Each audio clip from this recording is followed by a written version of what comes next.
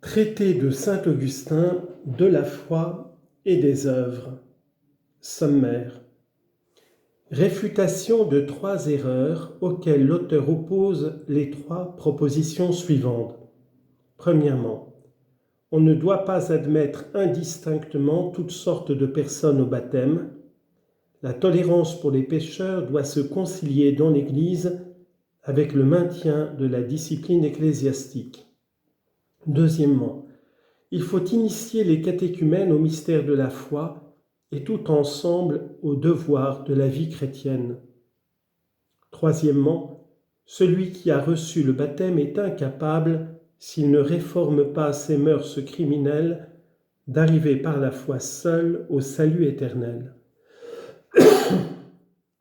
Chapitre 1er.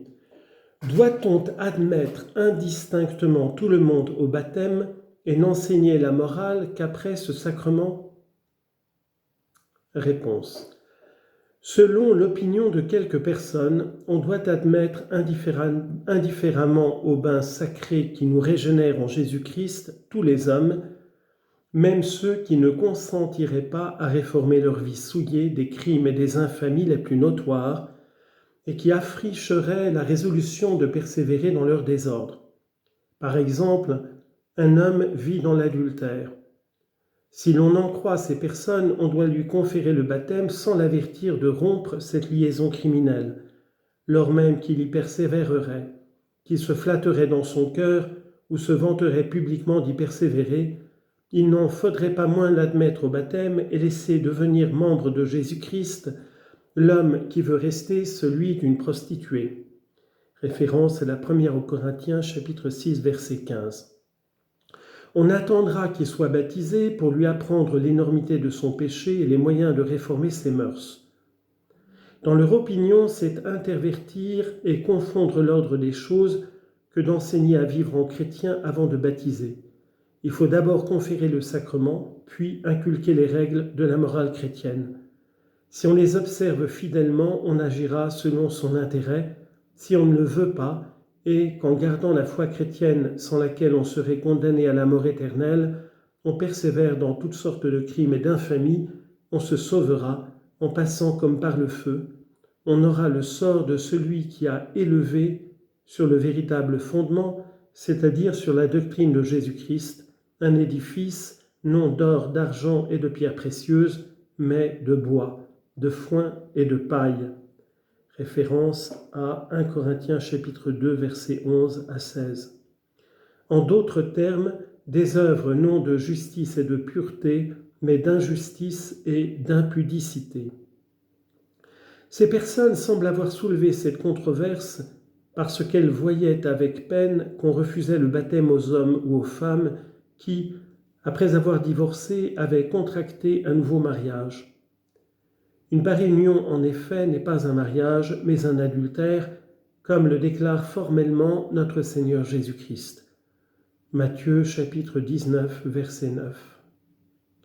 Ne pouvant donc nier l'adultère si ouvertement reconnu par la vérité elle-même dans ces sortes d'unions, et voulant toutefois faire admettre au baptême par le poids de leur suffrage les pécheurs qu'elles voyaient assez aveuglément engagés dans les chaînes pour se résoudre, si on leur refusait le baptême, à vivre, à mourir même en ce sacrement, plutôt que de s'affranchir des liens de l'adultère, elles ont été poussées par une compassion toute humaine à se charger de la cause de ces malheureux.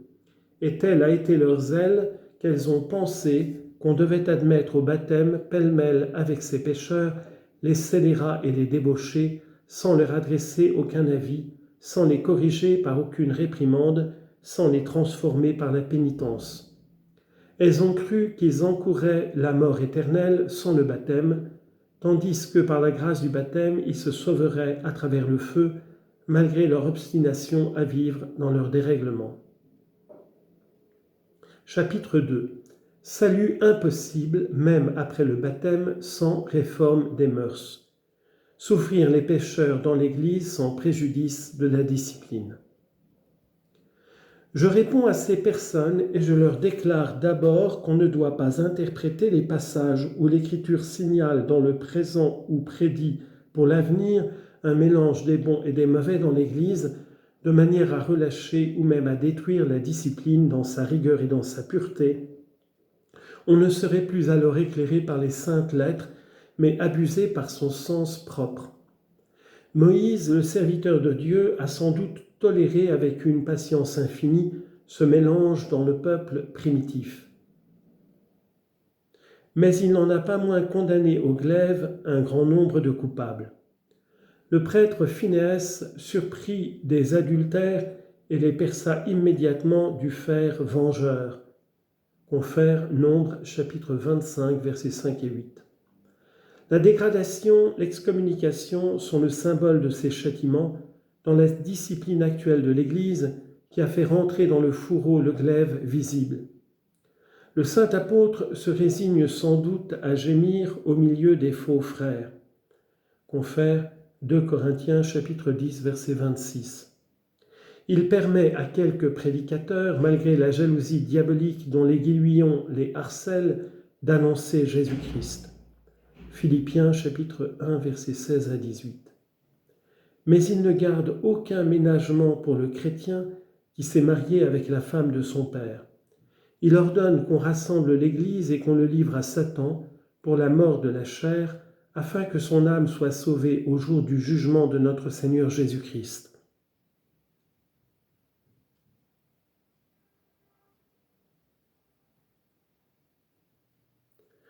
Lui-même en a livré plusieurs à Satan, afin qu'ils apprennent à ne plus blasphémer.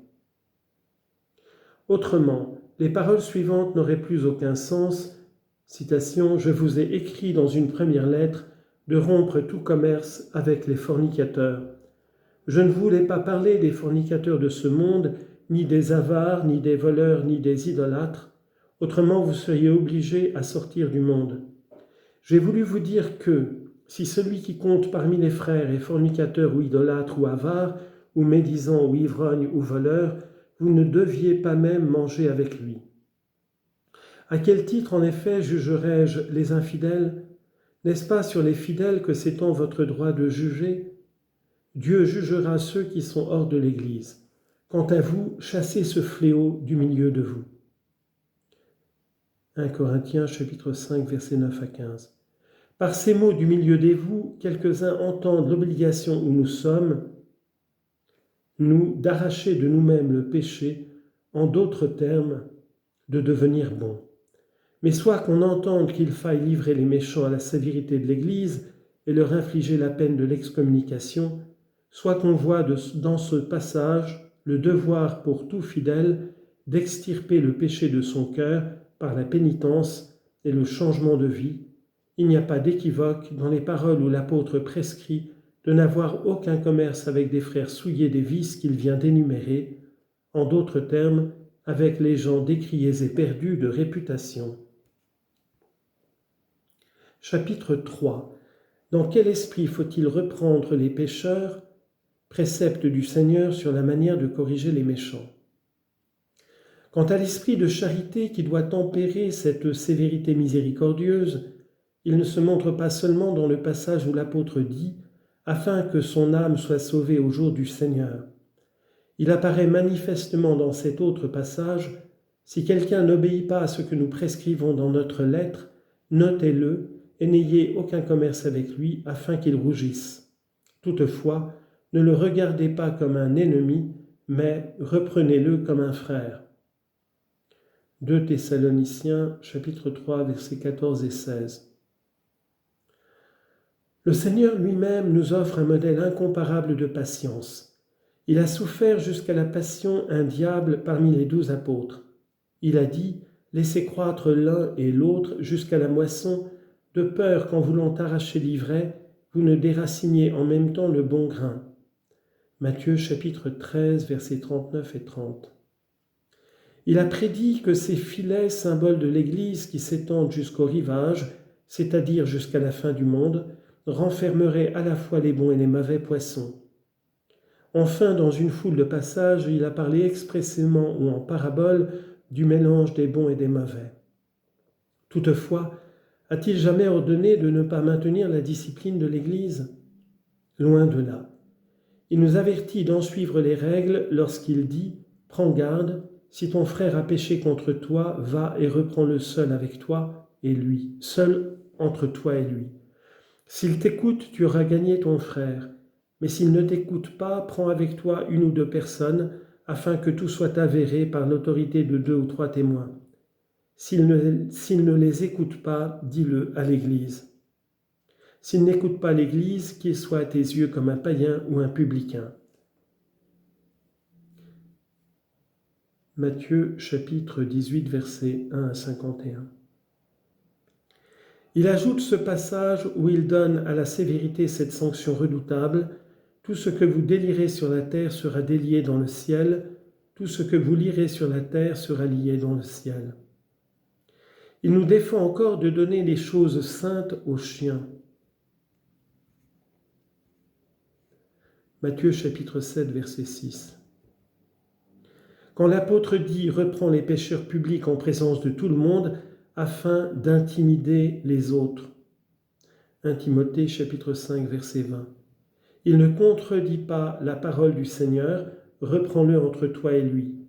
C'est là en effet un double précepte qu'il faut appliquer en consultant les maladies différentes des pécheurs dont nous voulons la guérison et le salut, non la perte. Le remède varie selon les personnes. La règle est donc différente, selon qu'il faut tolérer les mauvais avec indulgence, ou les reprendre et les corriger, les repousser et les retrancher de la communion des fidèles.